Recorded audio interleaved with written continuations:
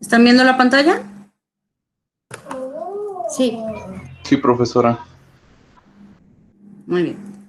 Pues estas son una serie de técnicas y aquí está la actividad en clase, que es hacer un cuadro comparativo de estas técnicas, las que les parezcan las más relevantes, su fundamento y aplicación. La aplicación se refiere a un ejemplo en biotecnología, de algún artículo que encuentren donde hayan utilizado esta técnica. Van a ser, son nada más el nombre de la técnica, fundamento y su aplicación. Son 3 columnas, que es lo que van a hacer ahorita terminando esta explicación. El fraccionamiento es una técnica, son técnicas comunes de separación en lo que se busca separar las fracciones o los componentes de un sistema, y aquí hablamos de sistemas biológicos. Entonces tenemos la diálisis, filtración en gel, cromatografías, vamos a ver diferentes tipos de esta, la electroforesis en diferentes matrices de geles, como el acetato de celulosa o el gel de poliacrilamida, ¿sí? Entonces, estas diferentes técnicas van a ser aplicadas dependiendo de lo que se quiere separar. La forma, el tamaño, la concentración, nos menciona aquí la carga eléctrica, el tipo de sustancia o de fuente que queremos separar y qué es lo que queremos obtener. Si lo que queremos es obtener la fase líquida, si queremos obtener las fases sólidas que haya, las moléculas, si se quiere separar por tamaños, etcétera. Entonces, dependiendo qué es lo que se quiere obtener, va a ser la técnica de fraccionamiento que se utilice. Por ejemplo, tenemos la centrifugación diferencial y la ultracentrifugación, en la cual por tamaño y densidad vamos a separar los componentes celulares, ¿sí? Entonces, se va a tener una centrifugación, a diferentes velocidades y con diferentes tiempos, que nos va a permitir que los componentes en una mezcla se vayan separando. Entonces, en una primera centrifugación puedo separar ciertos componentes y después volver a centrifugar a una velocidad diferente para ir separando, ¿sí?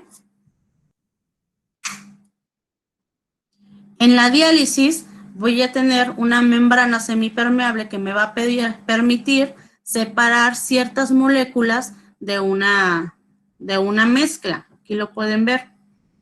Entonces, separo ciertas moléculas de cierto tamaño que permiten pasar por los poros de esta membrana semipermeable.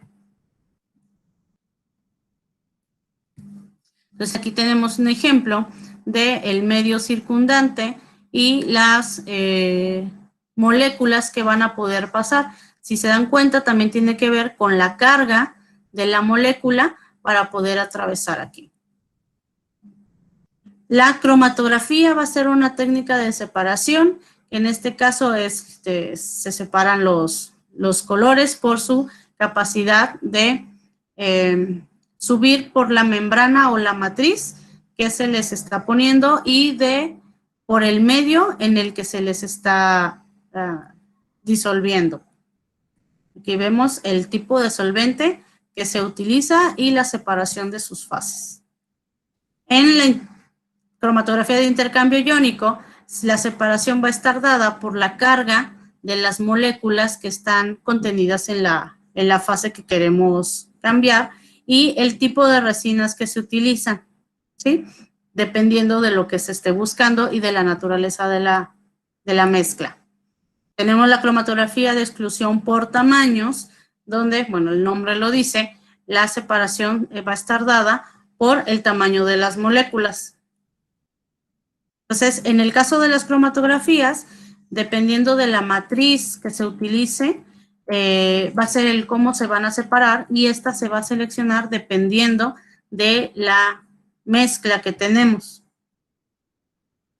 En este caso de cromatografía por afinidad, tenemos una proteína o un receptor que se va a unir, un ligando que se va a unir a una proteína con la que muestra afinidad, ¿sí? Esta unión va a ser tan fuerte cómo sea la afinidad del receptor a su proteína. Aquí también depende mucho el medio donde se esté llevando a cabo, porque la carga iónica que pueda tener una solución puede interferir en la afinidad que pueda tener un ligando con su proteína blanco, ¿sí?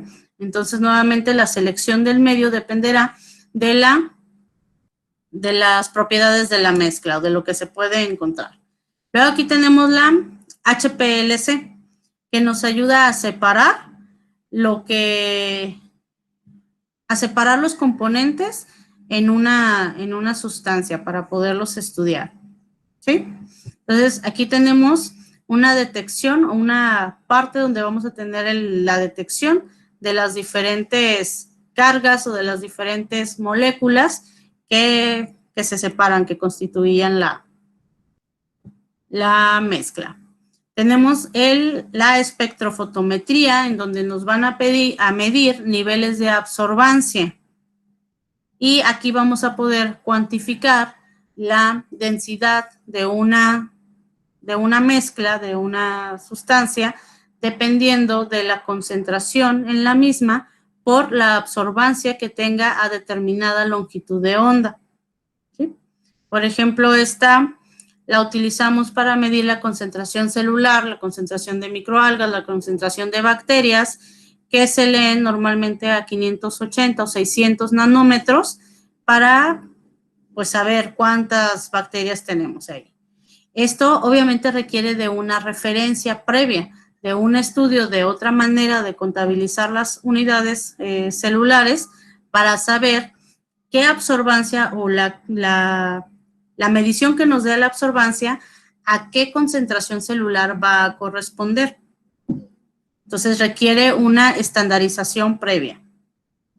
¿Ok? Entonces aquí tenemos las diferentes longitudes y la curva de la lectura. Bueno, este es cómo pasa la luz para analizar la muestra y cómo se detectan los diferentes niveles de absorbancia.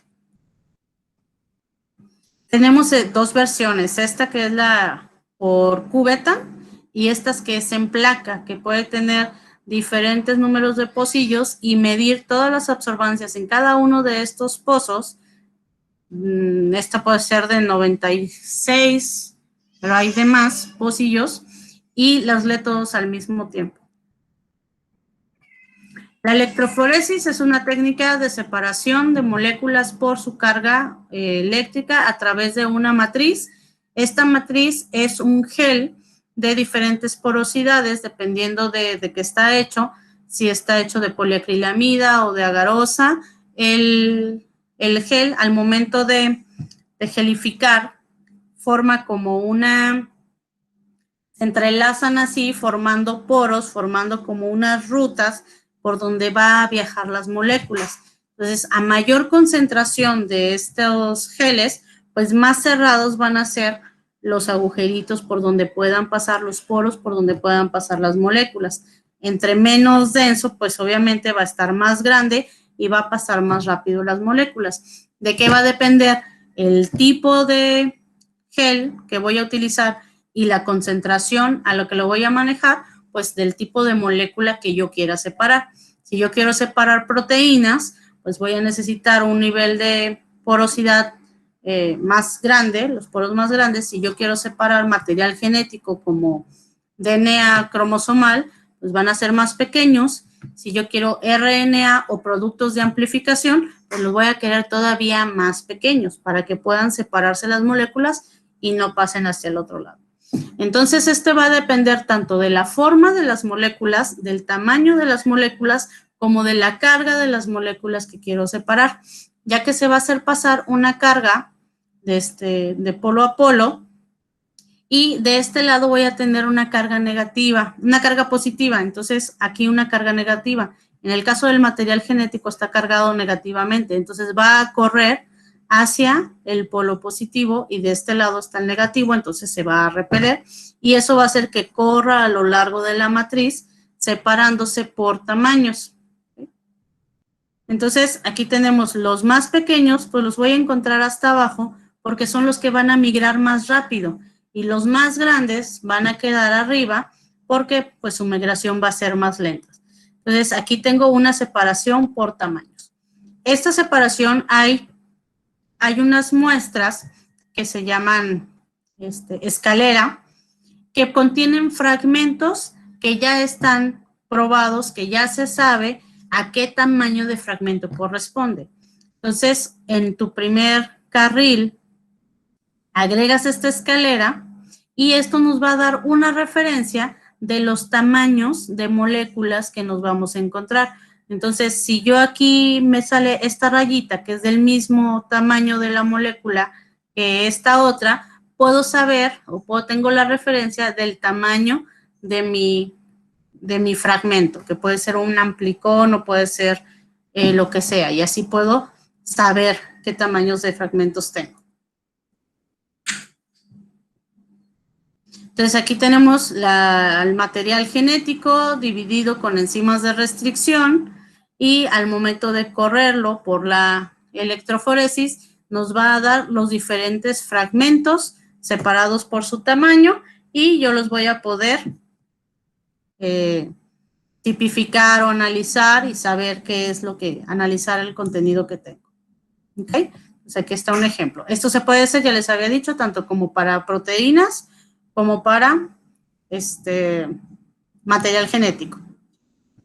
Para la secuenciación peptídica, pues hay una separación de los aminoácidos cortando o generando una escisión en cada uno de los aminoácidos para después leerlos por la HPLC, de las columnas de HPLC en el cromatógrafo, ¿sí? Y esto pues nos va a permitir saber la secuencia de una proteína dependiendo de las características de peso, tamaño y carga de cada uno de los aminoácidos.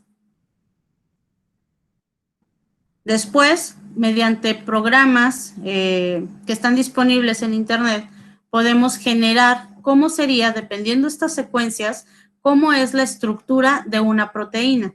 Y dependiendo del tipo de aminoácidos que están contenidas, podemos inclusive inferir su función, ya que, por ejemplo, si encontramos secuencias de un aminoácido que permite la inserción de la proteína en membrana, podríamos pensar que estamos viendo una proteína de membrana, puede ser algo mejor un receptor o a lo mejor un canal de membrana, algo asociado a la membrana.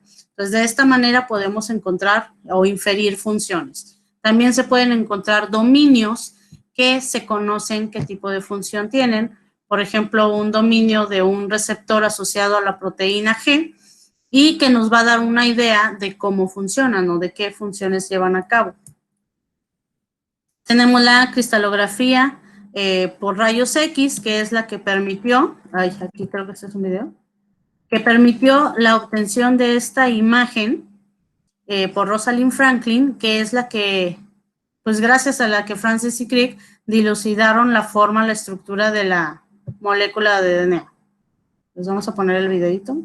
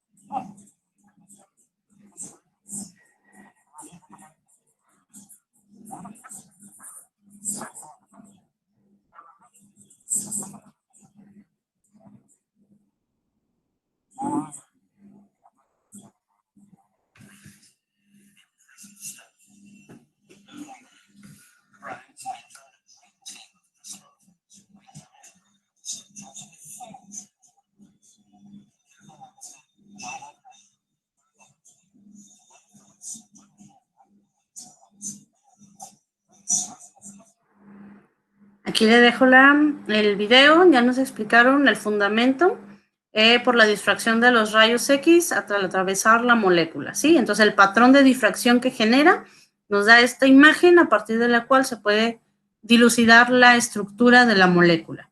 Si quieren ver el video completo, aquí está la liga de YouTube. Tenemos la espectrometría de masas, donde igual aquí está cómo se forman iones positivos de la carga eléctrica, atraviesan este cristal o este tubo y son separados aquí por la masa que tienen y van a ser llevados a un detector, ¿sí? Entonces ahorita les voy a poner el video para que vean cómo una molécula se cargan las moléculas que están contenidas dentro de esta muestra y esta carga que adquieren va a hacer que se separen o que se muevan de diferente manera, en diferente ruta, y el detector las va a encontrar cada de estas moléculas y vamos a poder saber su...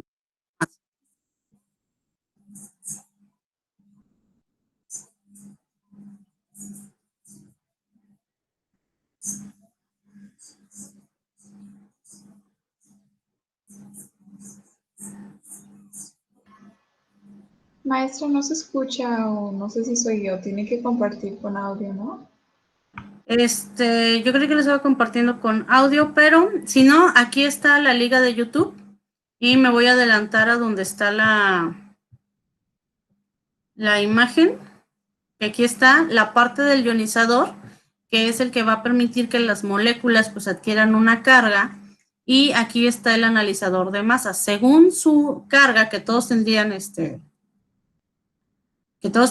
por esta parte, al momento de irse hacia acá, de dispararse las moléculas hacia acá, atravesar, dependiendo su masa, van a generar como diferentes curvas mira, aquí están, diferentes curvas a través de un campo eléctrico, y esto va a permitir que las moléculas pues se vayan poniendo a diferentes distancias aquí en el detector. Entonces, una molécula más chiquita, más pequeña, pues se va a ir, a lo mejor va a estar más jalada por acá, por el campo eléctrico, y se va a encontrar hasta acá. Una más pesada, pues no va a moverse tanto, entonces se va a encontrar más cerca. ¿Sí? Vean aquí el video y lo pueden buscar en YouTube. Este es otro video, cómo te lo explica, por vaporización. Entonces van a viajar aquí las moléculas y dependiendo sus masas, pues van a agarrar una ruta distinta. Entonces el detector los va a encontrar en diferentes lugares, ¿sí? Entonces esta llega acá, entonces diferentes lugares. Y esto nos permite inclusive encontrar isótopos que su su masa es ligeramente diferente, y esto nos va a permitir encontrar esas diferencias. ¿Sí? Oh, ya no avanza.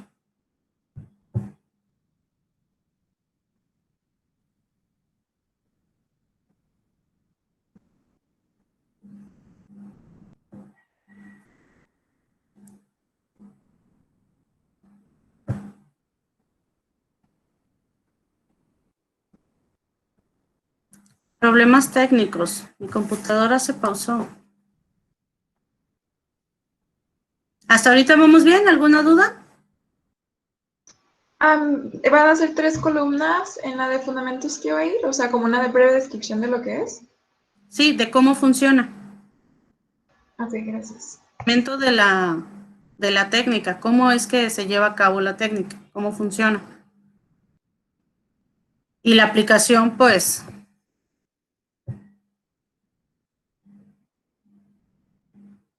salimos de aquí. Déjenla, vuelvo a abrir.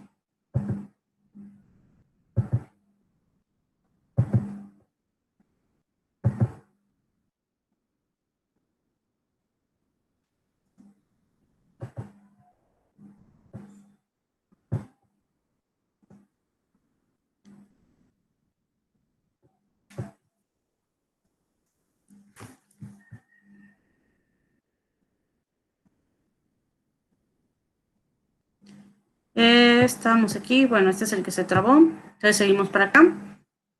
Entonces, siguiendo esta, a ver si no se traba, este fundamento de la separación de las muestras, se genera este que es el MALDI, que está ionización o, bueno, esta es separación asistida por láser, ¿sí? Entonces, esta con la luz láser va a ser lo mismo que la anterior, la desorción o ionización de las moléculas, que lo que va a hacer es que se separen y las más pequeñas pues lleguen primero y las más pesadas pues van a ser detectadas después. Entonces, esto nos va a dar un espectro de detección que va a permitir analizar cada componente por separado y saber su tamaño. Voy a saltarme este video para que no se nos tape. Aquí la ionización es por electrospray, que es una técnica que, pues como lo dice, de spray, así como cuando tienen sus aspersores, al momento de generar un spray de empujar a cierta velocidad y con cierta fuerza a través de un pequeño orificio, una fase líquida con sus componentes que se quieren analizar, esto se atomiza y se generan moléculas muy pequeñitas que se separan, que se cargan. Entonces, esta ionización, o de esta manera se lleva a cabo aquí la ionización para hacer la separación y la detección como en el caso anterior. Entonces, aquí lo vemos cómo sale el spray y es aquí está, cómo sale el spray y se genera esta atomización. Y pues de igual manera va a ser detectado y evaluado para ver sus tamaños. ¿Sí? Bien, se me está trabando mucho la computadora.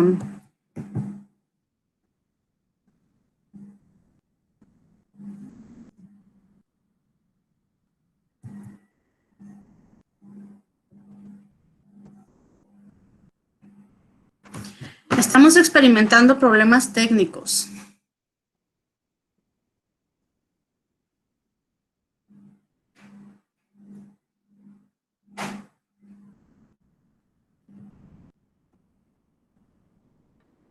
¿Alguien más dudas? Hasta ahora, de las técnicas que han visto, ¿ya las conocían? ¿Las han escuchado? ¿Han leído acerca de ellas?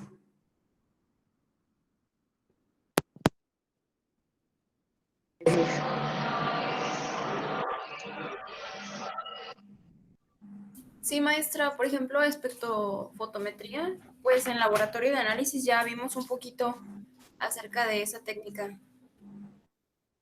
Ahora aquí lo interesante es que busquen cómo se utilizan en biotecnología. A lo mejor cuando hagan su búsqueda, pues no van a encontrar un artículo que diga específicamente uso de la espectrofotometría en una aplicación biotecnológica. Pues obviamente no, ¿verdad? Entonces el chiste que le busquen.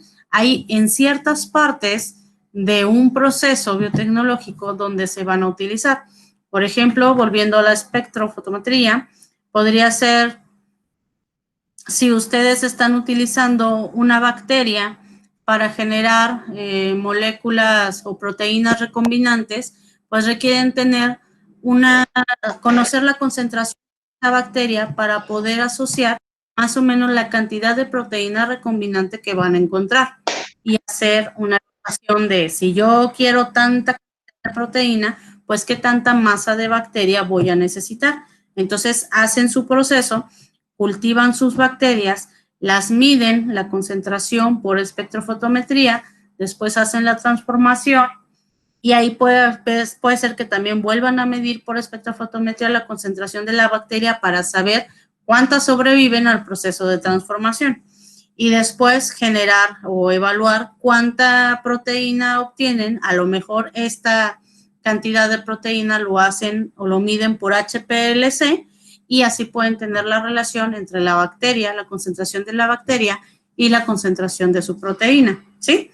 Entonces, son partes o son técnicas que ya cuando lo busquen del fundamento, verán que no nacieron para la biotecnología, pero que en ciertos procesos o pasos del desarrollo biotecnológico, pues tienen su importancia. ¿Sí? Maestra, y por ejemplo, con lo de los péptidos, ¿se puede aplicar como, no sé, la molécula del colágeno para ver qué tanto se puede absorber si la usas tópicamente o qué tanto aprovecha tu cuerpo cuando lo consume? ¿Cuál de las técnicas? La de que tenía que ver con los péptidos, secuencia o algo así de péptidos. Pero esto sería como para separar, sería a lo mejor obteniendo ¿dónde está lo de los secuenciación? Sería como, ya que tengas tu proteína, por ejemplo, si comparas diferentes secuencias de diferentes organismos y encuentres una que es lo más parecido al humano, a la del humano, por ejemplo, para poder generar un producto de ahí para aplicarlo en cremas humanas. Ah, ok, gracias. Bueno, entonces los videitos nos están quedando mal, están trabando aquí, entonces seguimos sin video. En las técnicas genómicas, estas, bueno, tenemos ya la estructura del material genético y tenemos la secuenciación del material genético, que la secuenciación de Sanger, o la original, como se comenzó a hacer, era a partir de un templado o de una de las hebras del material genético, estar agregando las bases nucleotídicas, pero marcadas con un fluoróforo, es decir, una molécula que iba a generar una señal de color. Entonces, por ejemplo, si en mi templado o en mi secuencia base tenía una adenina, agregaban todas las bases y cuál era la molécula que se iba a adherir.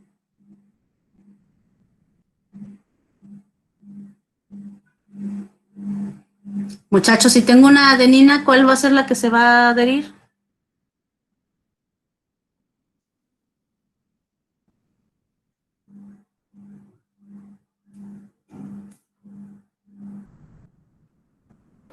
Guanina. Si tengo adenina, ¿qué se le une?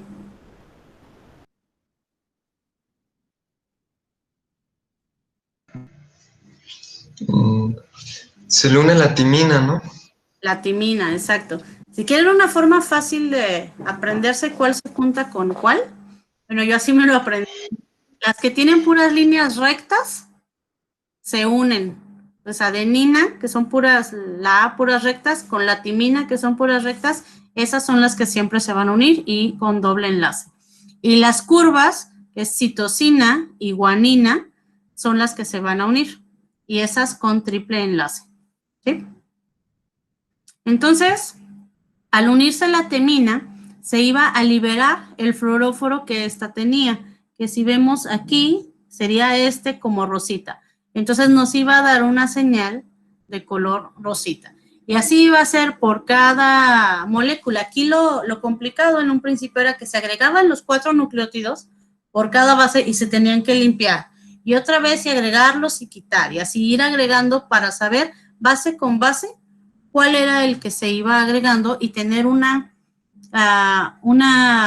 señal clara de color de cuál fue la que se fue agregando para poder tener el espectro de secuencia. ¿Sí?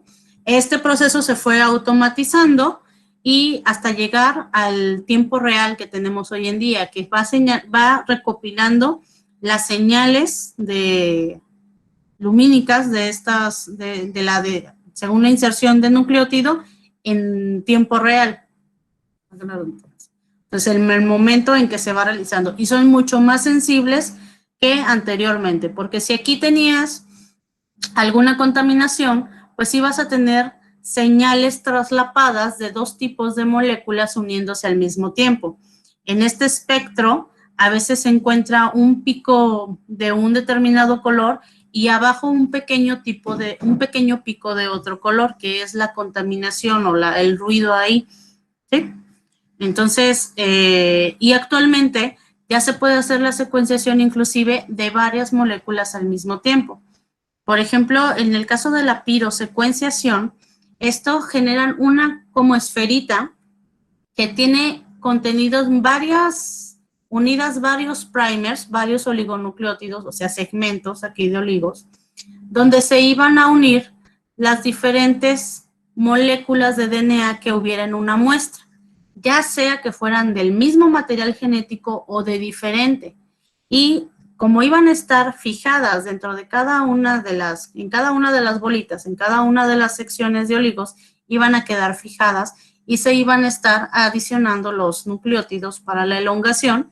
Entonces se puede tomar las lecturas individuales para cada molécula. Y de este modo, leer muchas moléculas al mismo tiempo, secuenciar muchas moléculas en una mezcla, en una misma muestra al mismo tiempo, ¿sí? Estas ya son técnicas de secuenciación de nueva generación, conocidas como NGS.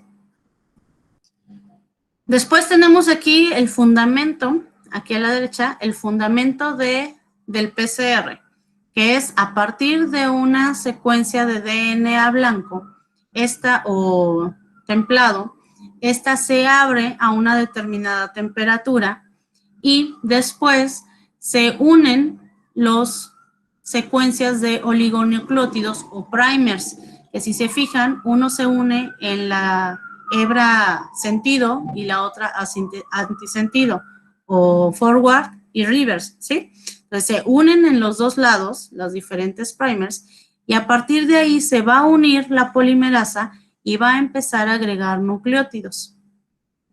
Entonces se va a generar este proceso de elongación. Entonces, si recuerdan, la replicación del material genético es semiconservativa porque a partir de una hebra original o de una hebra madre se genera la hebra complementaria, ¿sí? Y este va a ser lo que se va a estar realizando. Después esto se va a ciclar, se va a repetir, se va a volver a la temperatura en la que el material genético o el DNA se desnaturaliza, o sea que se separa. Y otra vez se van a unir los oligos en sus secuencias complementarias.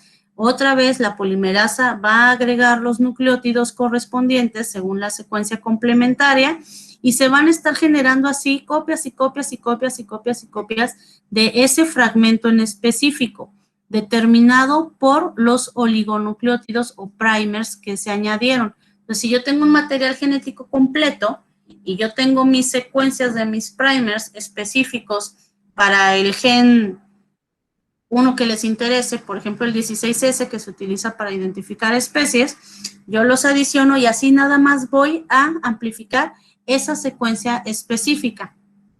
Y voy a tener muchas copias de esa secuencia por la ciclación en el PCR, que normalmente se utiliza entre 30 a 40 ciclos. Entonces, imagínense el montón, todas las copias que se van a generar de esa información. ¿Sí? Entonces, esta también es una de las herramientas bases, pero bueno, ya ustedes lo buscarán. Estas herramientas en la genómica o en la ingeniería genética, tenemos la inserción o el uso de información genética proveniente de un organismo para la inserción de información genética proveniente de otro o de un gen blanco de interés, inclusive dentro del mismo que queramos estudiar o saber cómo funciona. Entonces, esta secuencia que nos va a servir para insertar la que nos interesa se le conoce como vector. Voy a poner acá. A esta se le conoce como vector y algunos vectores utilizados son los plásmidos, que si recuerdan es material genético proveniente de bacterias, que es no cromosomal, no está contenido en el genoma de la bacteria, son fragmentos pequeños, circulares, de material genético, y estos están mapeados. ¿Qué quiere decir? Que se conoce toda la secuencia del plásmido y se sabe para qué genes transcribe, para qué genes va a codificar, ¿sí?